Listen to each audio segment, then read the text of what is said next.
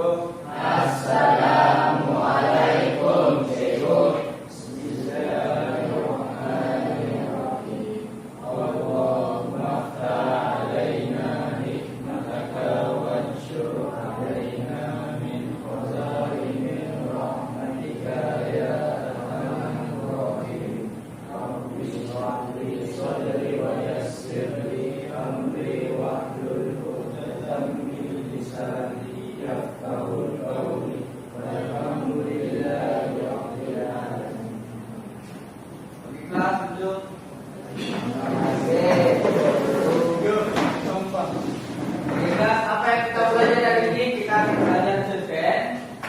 Yang bertajuk res. Oke, akan dibentangkan oleh kawan kamu. Sebelum itu, cikgu akan menerangkan lagi mengenai cerpen lah. Walaupun sebelum ini sudah cikgu terangkan kan, tapi cikgu akan terangkan maka. Oke, kelas apa yang cikgu mau kamu dapat hari ini? Cikgu mau kamu dapat mengenal pasti tema persoalan perwatakan dalam cerpen. Dan cikgu juga mau kamu menghubung kait nilai pengajaran dalam kehidupan harian kamu. Boleh? Boleh. Oke, maksud cerpen. Cerpen merupakan singkatan daripada cerita pendek. Karya sastra yang ringkas dan padat, mengisahkan satu tema, konflik atau peristiwa utama. Boleh dibaca sekali duduk sahaja. Maka Bang, dia tidak macam novel. Novel kamu mau habiskan novel itu ambil masa 3 hari, ada yang sampai 1 minggu kan? Kalau bersiri kan? Oke, seterusnya ciri-ciri cerpen. Oke, hari ini baca hari ini apa ciri-ciri cerpen? Yang pertama panjang cerita singkat. Biasanya 22 walau bersurat. Yang kedua, fokus kepada satu konflik atau isu utama. Yang ketiga, bilangan watak Tuhan. Yang keempat, berlatar masa. Dan keempat, yang tidak terlalu konteks. Dan yang terakhir sekali mempunyai message atau pengajaran. Oke, terima kasih Ali. Oke, apa yang cerpen dia singkat. Tidak lebih daripada 20 muka surat. Biar teks. Sekali kamu baca terus kamu tidak bertanya-tanya sebab dia konteks. Dia tidak terlalu konteks. Paham? Maksudnya watakan itu satu ya. Macam yang cerpen kita belajar sebelum ini, cerpen apa? Si Rosa kan? Gila. Apa Amin Gila kan? Dan sebagainya lah. Jadi kita baca sekali terus kita paham kan? Ya. Paham? Oke, seterusnya struktur cerpen. Oke, Nas Rahma, baca. Struktur cerpen. Pertama, pengenalan. Memperkenalkan latar dan situasi awal. Yang kedua, perkembangan. Munculnya konflik atau cabaran. Yang ketiga, climax. Puncak ketegangan atau konflik. Yang keempat, penyelesaian konflik dan kesimpulan. Oke, paham kan? Ada yang tidak paham nggak sini? Hah? Dengan kalau kita baca cerpen itu sudah dikasih tahu kan watak pertama ya kan? Kenalannya lah. Ini merupakan apa? Kalau belakang kita apa nih? Betul, slot kan? Oke, lepas itu dia punya climax. Paham kan? Puncak bagi cerita itu, lepas itu penilaiannya penyelesaian bagi cerita itu. Paham? Oke. Oke, unsur-unsur cerpen. Kai, baca Kai, apa unsur-unsur cerpen? Unsur-unsur cerpen yang pertama tema, idea utama cerita. Yang kedua persoalan, isu-isu sampingan yang dibincangkan. Yang ketiga watak dan perwatakan, pelaku cerita dan sifat mereka. Yang keempat plot, jalan cerita. Yang kelima latar, masa, tempat dan suasana. Yang keenam gaya bahasa, teknik dan penggunaan bahasa oleh penulis. Dan yang keenam nilai dan pengajaran, nilai murni yang kata cerita. Oke, terima kasih Kai. Oke, paham unsur cerpen. Ada yang tidak paham? Terusnya penutuplah. Cerpen penting dalam sastra karena menyampaikan message secara padat. Kalau dulu-dulu kan, orang dulu-dulu, cikgu-cikgunya dulu-dulu, kamu dulu-dulu kan, orang buat cerpen di penulisan ini sebagai mengkritik kerjaan atau kerajaan. Itu orang punya senjata utama. Oke, memupuk nilai, memberi pelajaran kepada pembaca sesuai dengan bacaan ringan yang bermakna. Paham? Oke. Baiklah, seterusnya kita jemput ahli kumpulan yang akan membentangkan res geodata.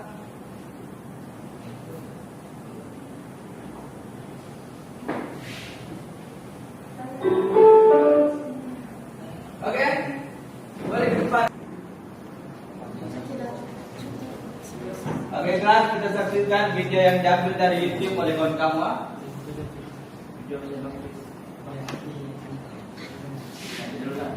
Oke.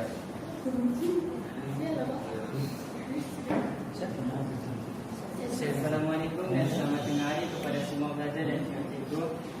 Tujuan kami berada di depan ini adalah untuk membentangkan sebuah cerpen yang bertajuk Terus Dibicara hasil karya Aidil Khalid. Tapi sebelum itu izinkan saya dan adik-adik saya untuk memperkenalkan diri. Nama saya Muhammad Ali Asghar. Saya Muhammad Khalil Nizam. Saya Aidil Birul. Nama saya Nurjana Nitya Kasih. Okay. Macam kami cakap tadi, kami akan membentangkan sebuah cerpen. Tapi sebelum itu, marilah kita sama-sama melihat video sinopsis yang akan ditayangkan oleh Cikgu Fikri sebentar lagi.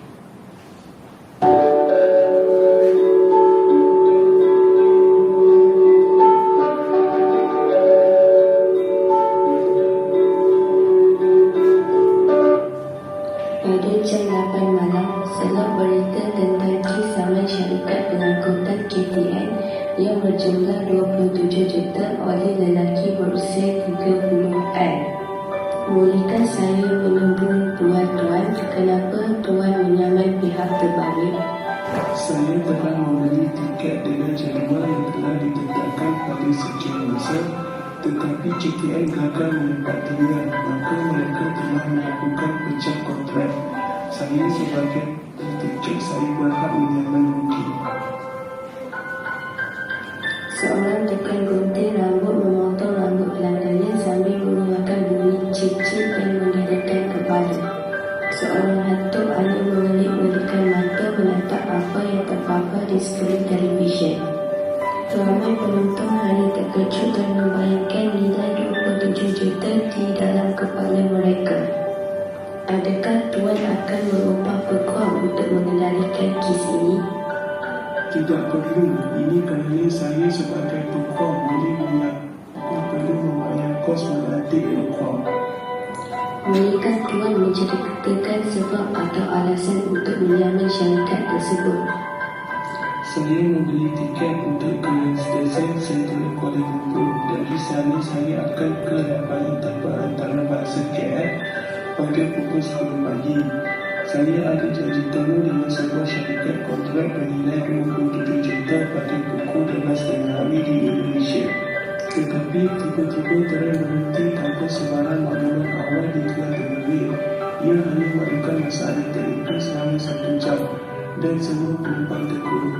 Sebab itu saya terlambat ke lapangan dan pihak KTN tidak berbuat apa-apa tindakan. Jadi KTN perlu bertanggungjawab terhadap kerugian saya. Paparan akhbar menunjukkan seorang peguam yang memiliki firma guaman telah menyamai syarikat KTN sebanyak 27 juta. Hei merapu, di manakah peguam ini belajar undang-undang? Apakah difikir semua perkara boleh disambut sesuka hati tanpa menghilangkan status? Terdapat akhbar lain memuatkan pandangan seorang pakar bina perundangan dari Universiti Teknologi Marak, iaitu Profesor Ray J dan peguam KTN sendiri. Ia tentu yang diperkatakan oleh peguam itu bahawa hubungan antara individu yang membeli tiket ke satu destinasi dengan syarikat menawarkan peguam melakukan adalah tertarik kepada peruntukan undang-undang kontrak. Tetapi mengikut akta ia ganti rugi yang boleh disambung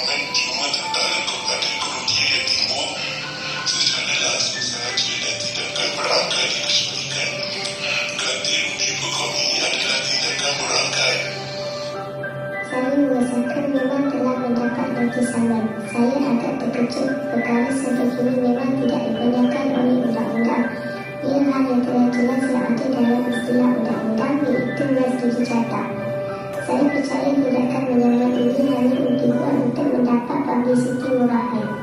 Pada waktu tengah hari, telefon peguam yang mengambil tindakan menyamar telah berderet. Maaf mengganggu Tuan, saya ingin minta komen tentang pandangan Prof. Rijal dan peguam KPM yang disiarkan dalam akhbar. Ya, memang benar yang diperkatakan oleh Pak Victor. Tuntutan ganti rugi berangkat memang tidak dibenarkan. Kalau begitu, mengapa Tuan masih mahu menyamar sedangkan sudah jelas tentang perkara ini? Sebaiknya saya menghindarkan diri daripada memberikan sebarang komen. Biarlah mahkamah yang menentukan. Saya juga telah mendapat panggilan dari JTM.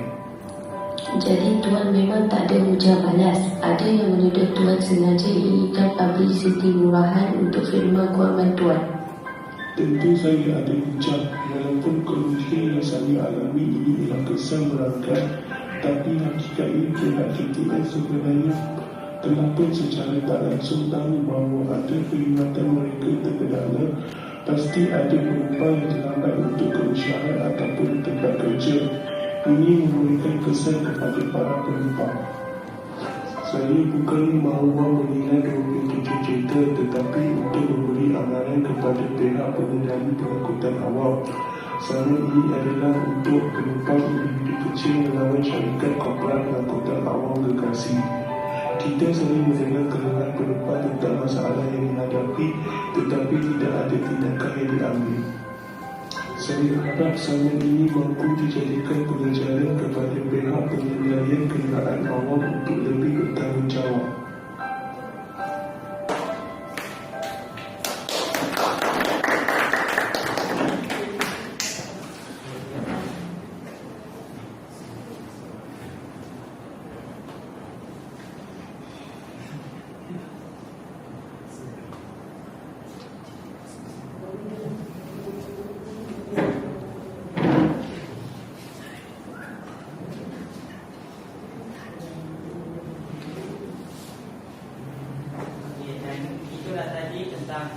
sinopsis dari jurnal data.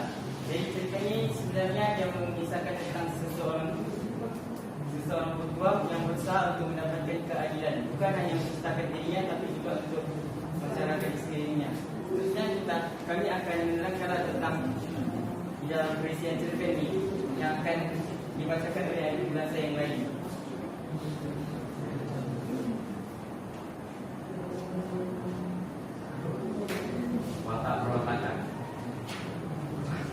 Peguam, seorang yang berani, seorang yang bijak, seorang yang juga perhatian, seorang yang bertanggung jawab. Seorang peguam yang berani menegakkan undang-undang untuk kebaikan seluruh masyarakat. Bijak, seorang peguam yang bijak dalam bidang undang-undang untuk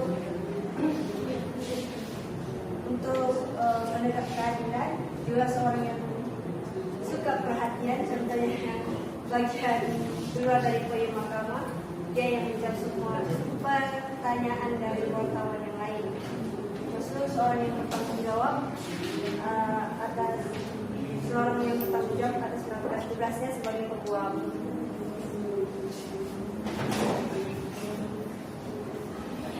Datang keempat, poin mahkamah. Pertama, peguam persidangan media. Kamar Hakim membidas tindakan peguam menyamar syarikat KPM.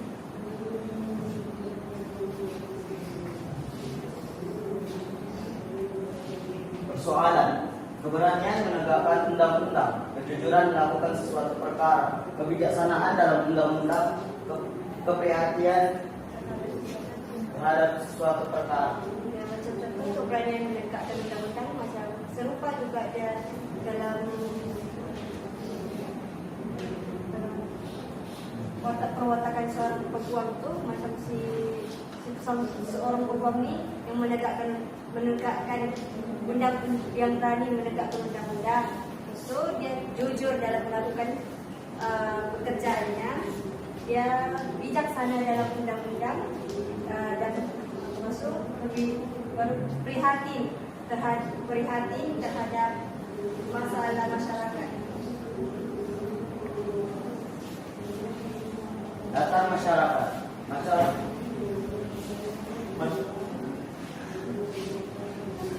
Masyarakat peguam pengaman undang-undang. Masyarakat prihatin ingin tahu tentang kes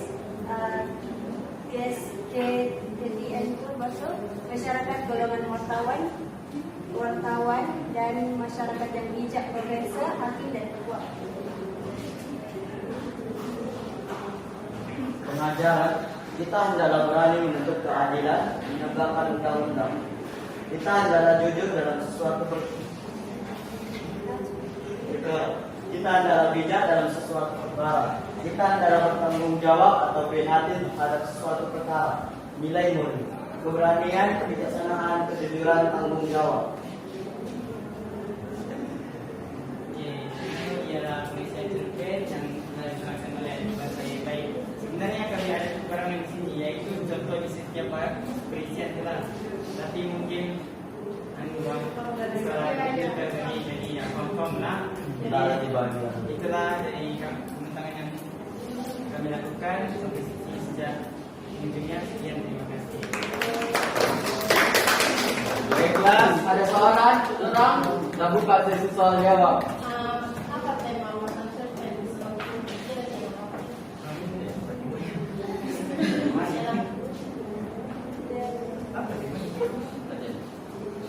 Kereta api di kendaraan awam kereta. Temanya keberanian dalam mempertahankan hak.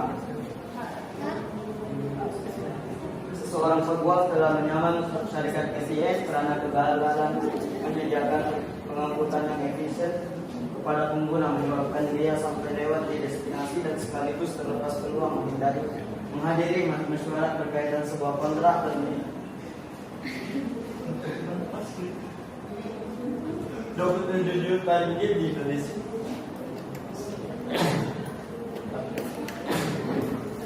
Paham? Ada soalan lagi? Ada? Oke, beri kemudahan.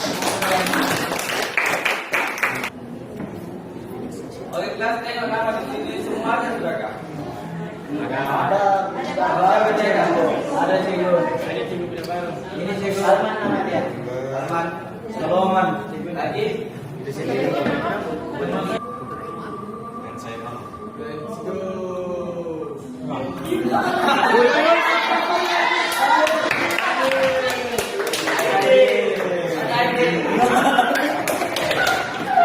Orang pertama bos.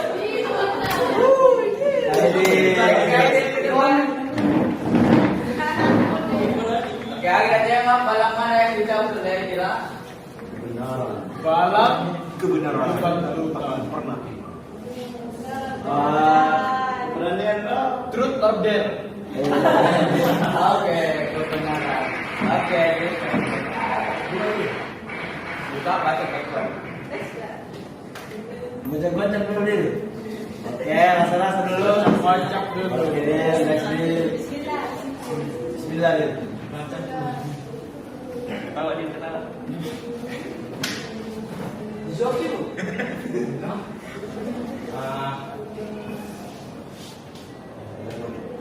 Baik, lanjut. Iya, Pak. Berikan satu latar masyarakat dalam cerpen Grace Judicata. Apa Pak? Oh, jawabannya betul. Oke, beri kemudahan.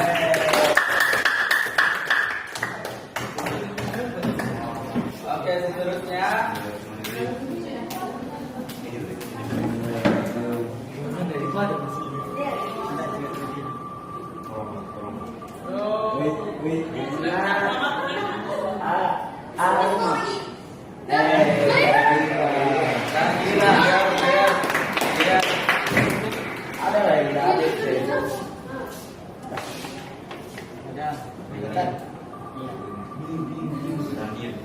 Ada lagi, ada.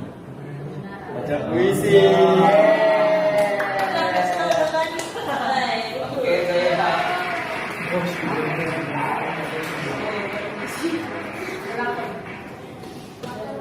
drama. Kita harus sedang mati. Selalu guys,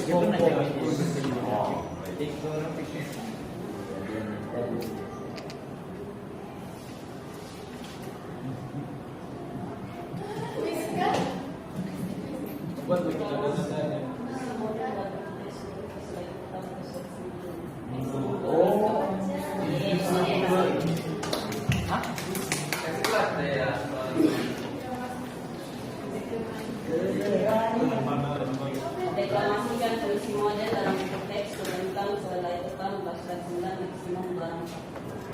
Mau instrumen kan saya tidak. dia cikgu instrumen apa tadi? Iya cikgu. Mana lagi Bisa datang? cikgu.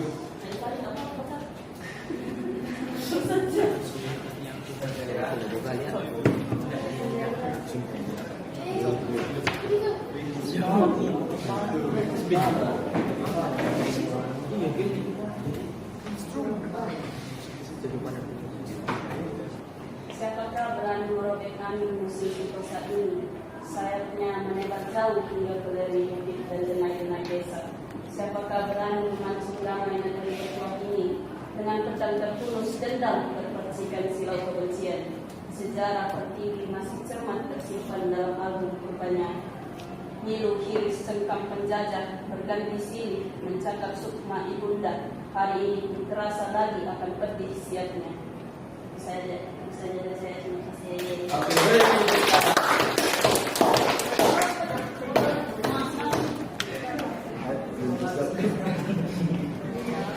Oke, kita teruskan dengan sambutan yang seterusnya.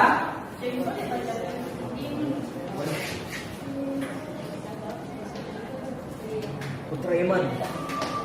Putra. Baik. Yo.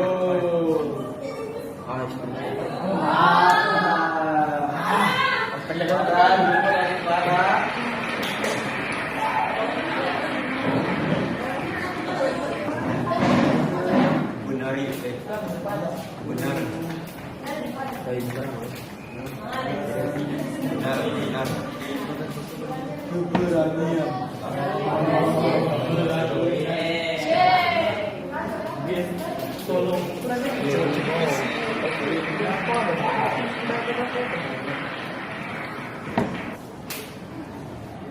Ini tanah kita, Semboyan. Kau bersemadi di bawahnya. Kita perlu menjadi seorang tua. Kalau kita tidak seorang tua, di bawah kota proses. Menatap langit, menatap tangan, menjadi ramah Tuhan. Air matanya memuaskan pikir. Pesannya, yang tanah ini akan mengisi jasa-jasa berani. Yang sedang berkira-kira bagaimana untuk mencari lelaki paling berani, bahkan menjadi dan Oke.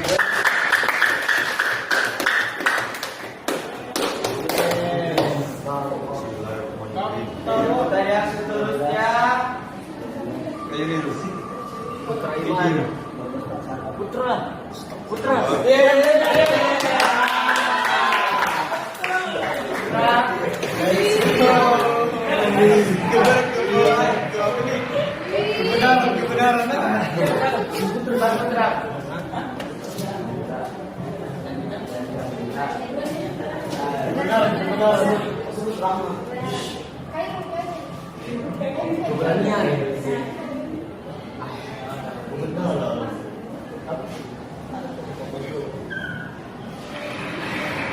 Berikan suatu contoh cerpen yang pernah Anda baca dan dikatakan teman.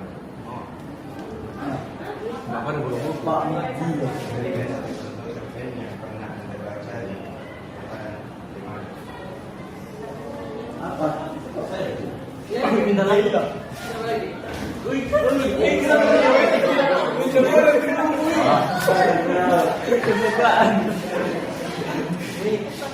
Apa?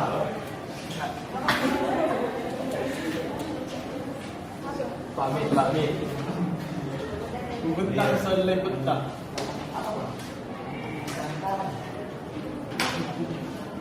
Cerpen yang baru belajar kita tadi. Yang baru kita belajar tadi. Pamit kilo. Apa temanya?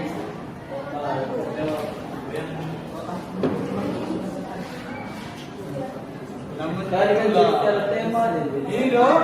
Ada kan?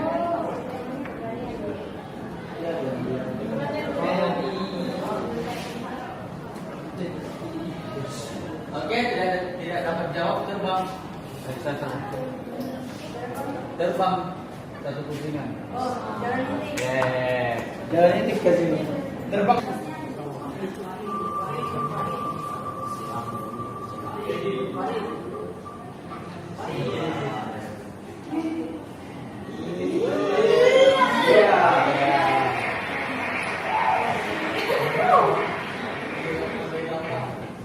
Mana dia?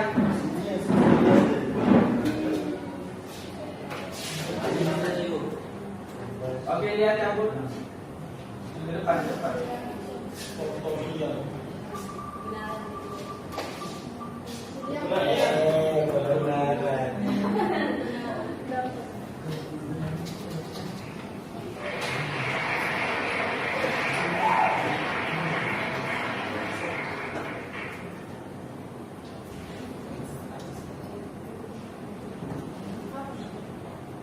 Siapakah buatan utama dalam cerpen Meski Bicara?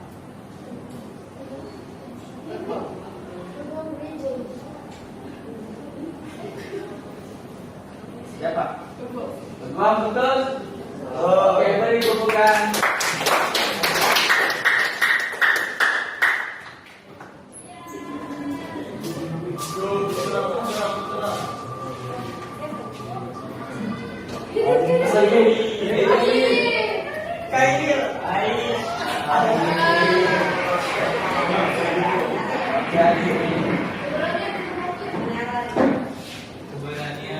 Teman-teman, aku boleh menyamar bila-bila saja jika kau melakukan kesalahan yang terang-terang dilakukan. Oke, beri dukungan.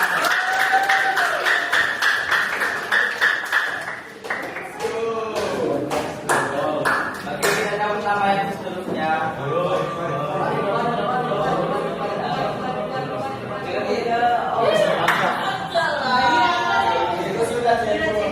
Lagi saya sepuluh lagi.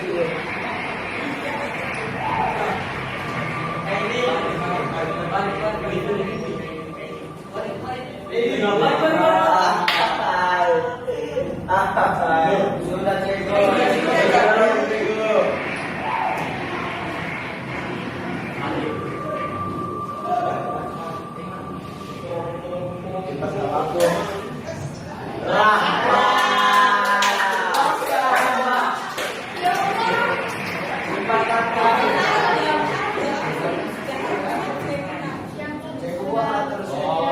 Biar cikgu terus lah. Terus sudah tuh.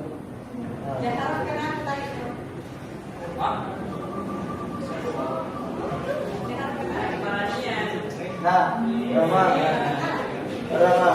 Oke, Rama, di depan. Rama. Sebentar dulu orang sama Rocky.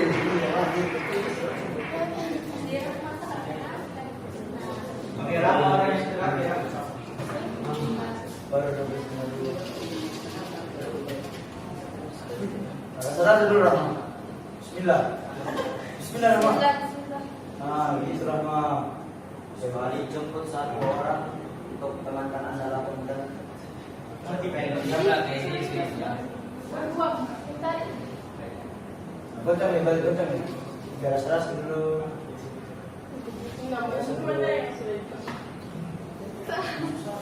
Ibu gue sejak baca dulu.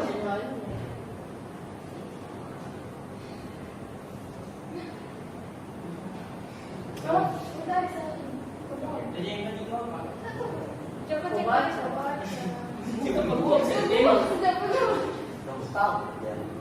Ada polis tuh tiba-tiba. Tanpa Watak kedua. Oke. Sabun aja masih ada. Pokoknya dulu orang ini. Hukum juga. Itu sudah. Puisi. Belum. Pandai dah. Oke, Rama. Ya.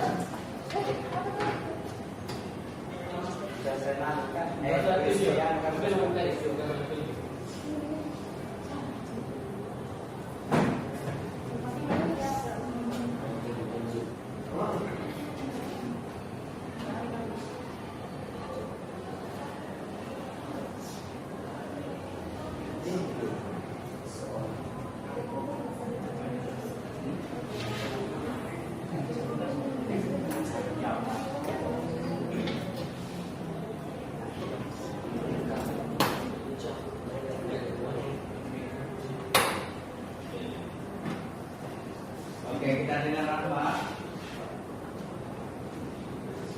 Hari ini saya akan bagi puisi tentang tajuk Citra Pelangi Satu Malaysia.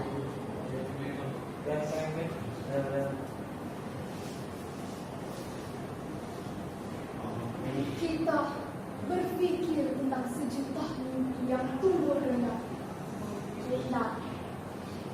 Dari lena, dari tidur, dari sepi malam.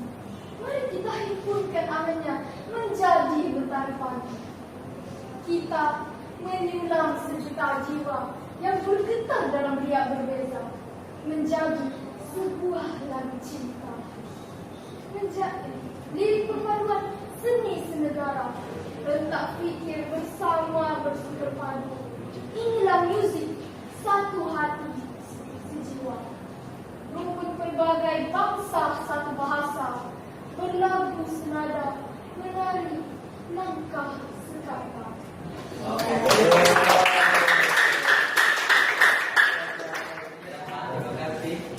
Oke, kelas. Best kakak kita hari ini. Oke, Diego akan nanti satu orang perempuan dan satu orang laki-laki untuk menceritakan apa saja yang kamu dapat dalam pembelajaran kita hari ini. Laki kita diukur, alibi dan perempuan kita diukur.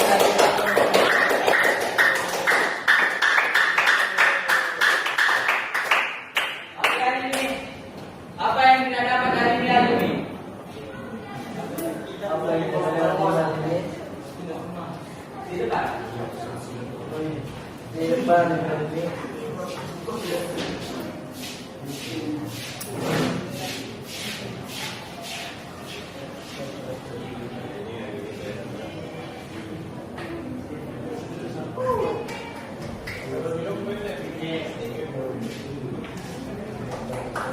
Macam yang kamu semua tahu kan, kita biasalah kita di sekolah tak apa belajar kan. Jadi pelajaran itu kita akan mesti dapat ilmu. Jadi tidak kisahlah di mana pun kita berada, tetap dia akan mendapatkan ilmu. Dia akan membaca yang dengan betul.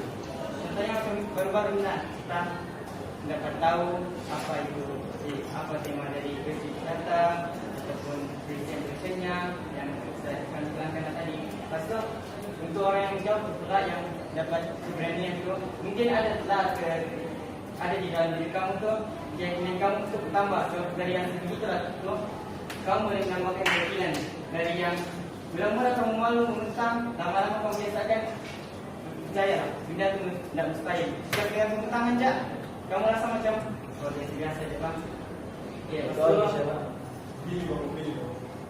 Ada juga beberapa orang macam tidak dapat lagi jawab ke atau apakah itu mungkin jangan kamu risau sebab setiap manusia ini sudah melakukan kesalahan. Bukan namanya manusia kalau tidak melakukan kesalahan di satu hari.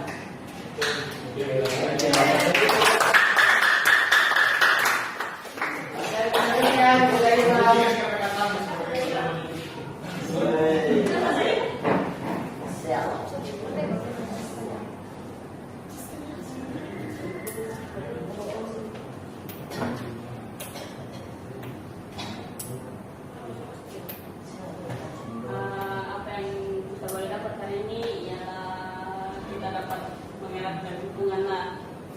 Lepas itu dapat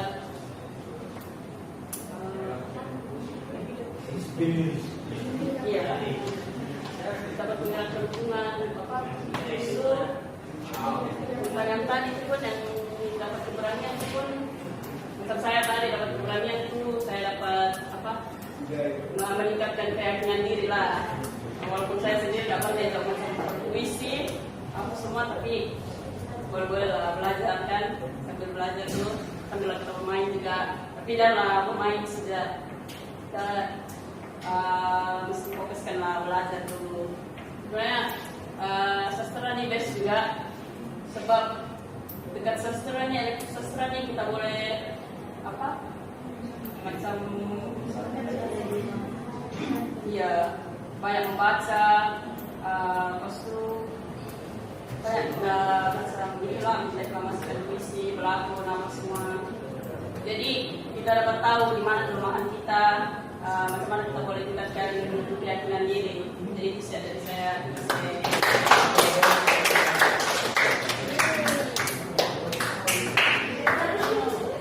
Oke kelas, jadi cikgu rasa kamu semua sudah dapat belajar mengenal pasti tulisan cerpen kan? Macam ini jawab tadi sudah dapat kenal pasti plot tema, warna perwatakan, nilai pengajaran dan sebagainya lah. Oke kelas, jadi itu saja untuk kelas kita hari ini. Terima kasih.